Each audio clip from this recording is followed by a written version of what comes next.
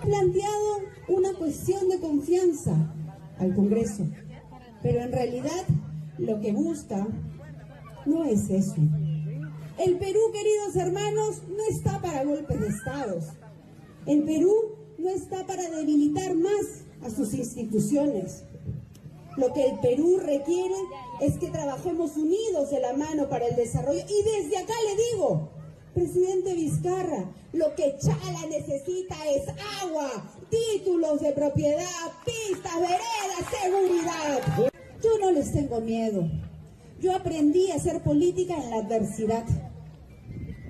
Tengo la conciencia tranquila de que estamos haciendo lo correcto. Y hoy vemos con mucha preocupación la actitud del presidente Vizcarra, que ha planteado una cuestión de confianza al Congreso, pero en realidad lo que busca no es eso. El Perú, queridos hermanos, no está para golpes de Estados. El Perú no está para debilitar más a sus instituciones. Lo que el Perú requiere es que trabajemos unidos de la mano para el desarrollo. Y desde acá le digo, presidente Vizcarra, lo que Chala necesita es agua, títulos de propiedad, pistas, veredas, seguridad. Muy buenos días, no soy Sigrid Bazán, mi nombre es Augusto Álvarez Rodríguez, hoy la estoy reemplazando en un día particularmente importante para la política peruana, porque es al día siguiente de todo lo que ocurrió ayer. La señora Keiko Fujimori estuvo ayer en Chala metiéndole el carro al gobierno justamente en un día en el cual se suponía que iba a haber un espacio de discusión, negociación para arribar a buen puerto. Eso lo decía ella mientras en el Congreso se estaba debatiendo los planteamientos del gobierno del presidente Vizcarra y del gabinete Villanueva para pedir un voto de confianza alrededor de 4 reformas indispensables para hacerlas aprobar vía un referéndum. Lo que ocurrió fue que en el Congreso al final del día se votó esta cuestión de confianza, en algo que vamos a tratar de entender qué realmente significa. Vean lo que puso luego de todo esto el presidente Martín Vizcarra, quien saludó estos hechos con un tuit. Veámoslo, por favor.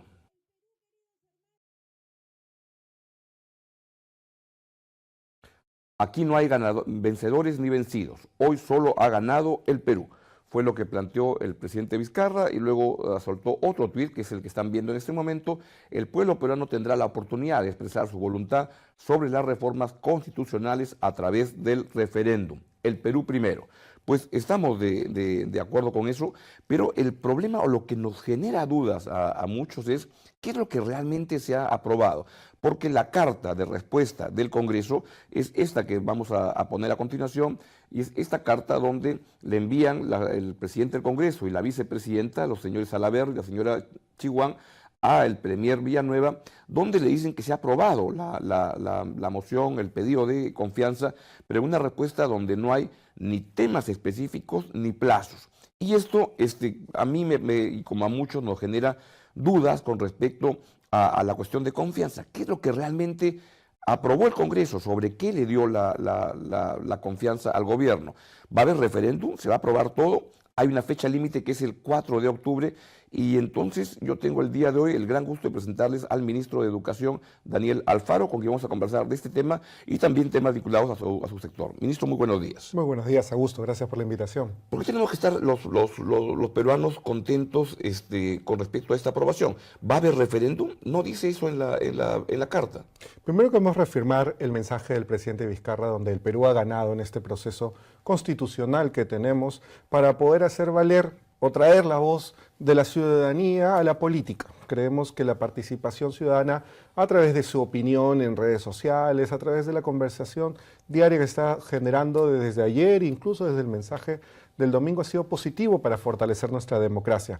En ese sentido, creemos que la intención de la carta que hemos recibido a partir de esta presentación en el Congreso es para cumplir con los plazos que tiene pensado, digamos, la ciudadanía, que la ciudadanía ha pedido, ¿no? Una aprobación de estos 4 proyectos de reforma hacia el 4 de octubre para que puedan entrar en la segunda vuelta electoral a referéndum, porque eso es lo importante. O sea que la posición del gobierno participe. sigue siendo esa, que estos 4 proyectos se van a votar el día 9 de diciembre en confluencia, en coincidencia con la segunda vuelta electoral de las elecciones regionales municipales. Desde luego, hemos sido claros desde el mensaje que dio nuestro presidente el 28 de julio, en que estas 4 reformas son reformas que nacen de conversaciones que tenemos con la población y de diferentes opiniones que han salido alrededor de la política, de la reforma política y la reforma judicial como primeros pasos para esos grandes cambios que necesita el país y que tienen que darse con solidez, ¿no? Y creo que la población está esperando eso de toda la política peruana, de poder actuar juntos para lograr cumplir con esa finalidad. Ahora,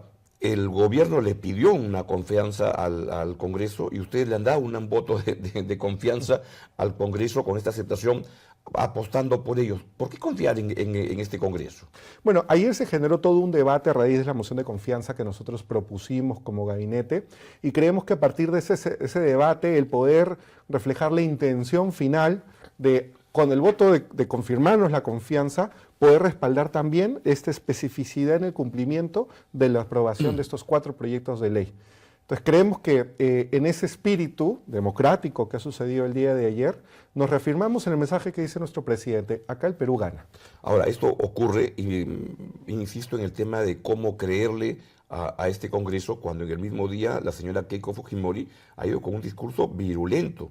Y yo he escuchado varios de las intervenciones de ayer en el Congreso, como los señores Galarreta, Bartra, Letona, y eran de una virulencia espantosa, donde decían que los proyectos son un mamarracho y donde acusaban de corruptos al gobierno. ¿Cómo creer que van a votar por eso? Bueno, uno de los proyectos, y lo dijo ayer el Premier durante su disertación frente al Congreso, uno de los proyectos que se consideró un mamarracho finalmente fue aprobado por unanimidad dentro del Congreso, que fue el del Consejo Nacional de la Magistratura.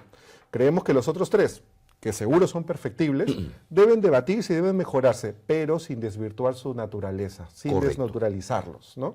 Entonces creo que en el proceso democrático eso se va a fortalecer y creo que el cambio de actitud de todos nuestros dirigentes políticos es necesario ahora, porque tenemos que trasladarle la confianza a la ciudadanía que estamos trabajando juntos para lograr estar a la altura de sus expectativas. Y ese es el llamado que hacemos del gobierno con la idea de que el Perú está ganando.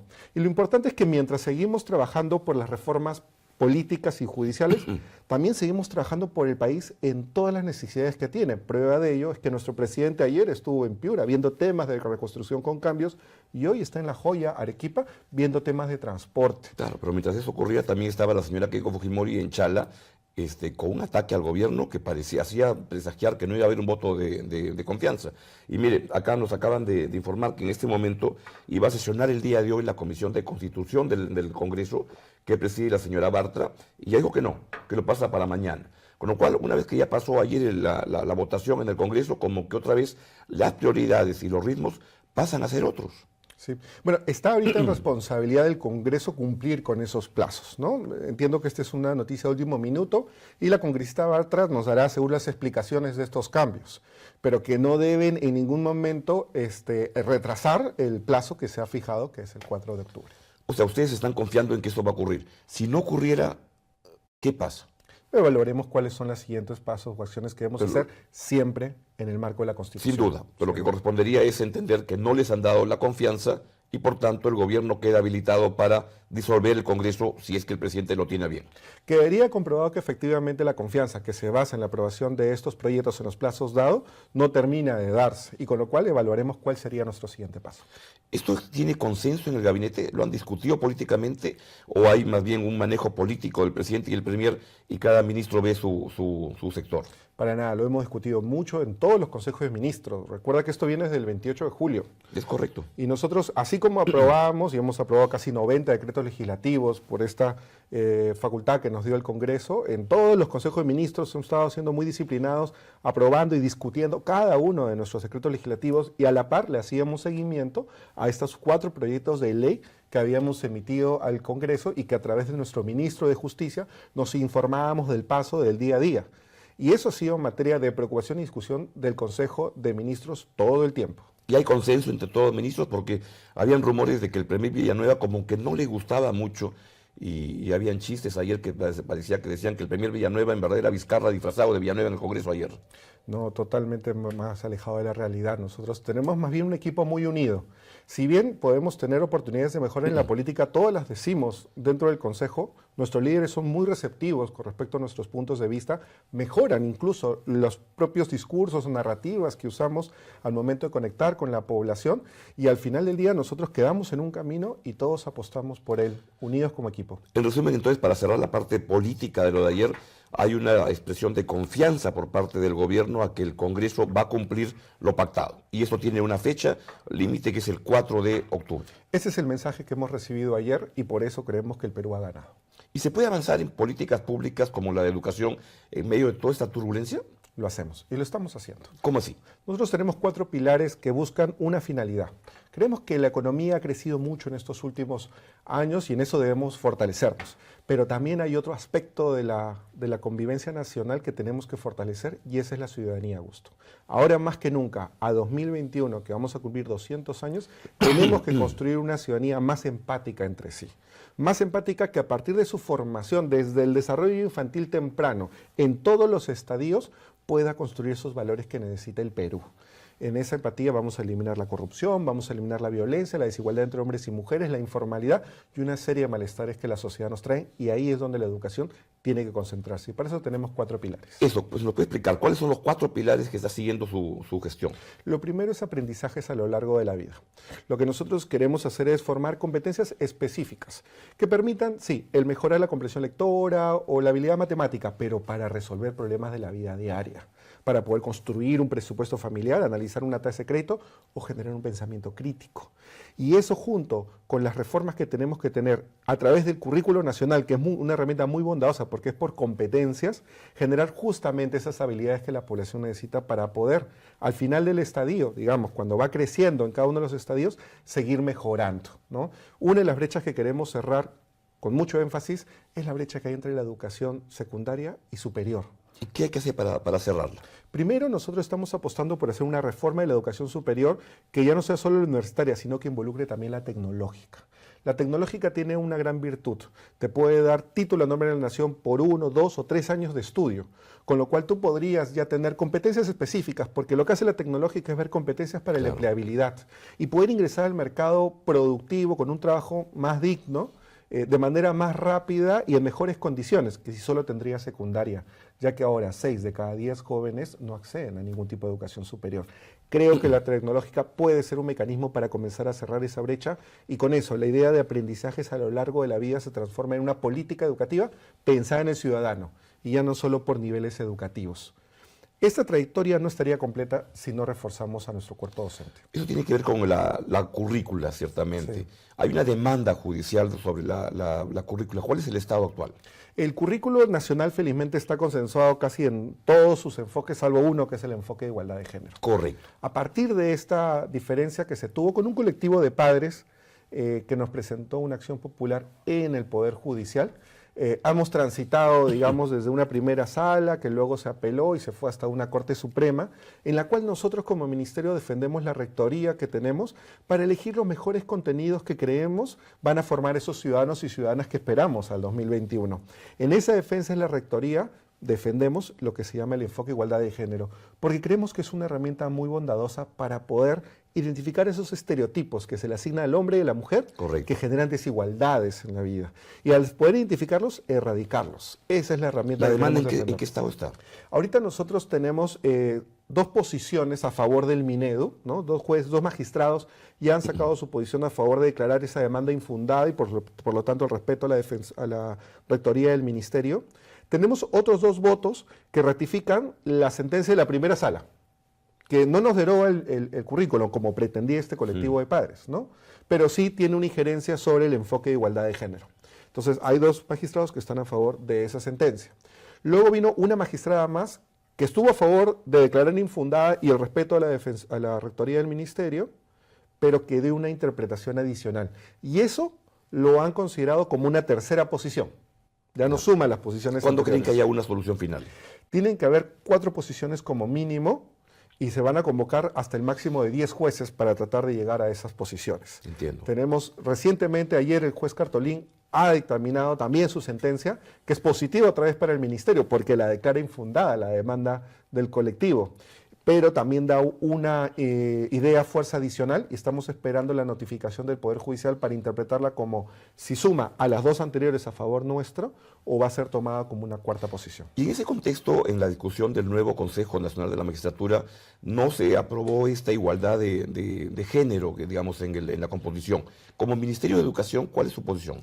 Entendemos que esos son debates propios del Congreso, ¿no? Son debates propios del Congreso, pero nosotros sí tenemos, no solo desde el Ministerio de Educación, sino como gobierno, una defensoría por el enfoque de igualdad de género, justamente en ese extremo que le digo, ¿no? De encontrar los estereotipos y erradicarlos para generar mayor igualdad de salarios en las mujeres, a mayor acceso a mecanismos de vida o mejora de calidad de vida que todos los ¿Pero el Ministerio defiende las cuotas por género? Sí, porque fue una propuesta también del Ejecutivo, ¿no? Y en ese sentido lo reafirmo más bien desde el Ministerio de Educación como estos pequeños pasos que tenemos que dar para el gran cambio que es la eliminación de la desigualdad entre hombres y mujeres. Sin duda.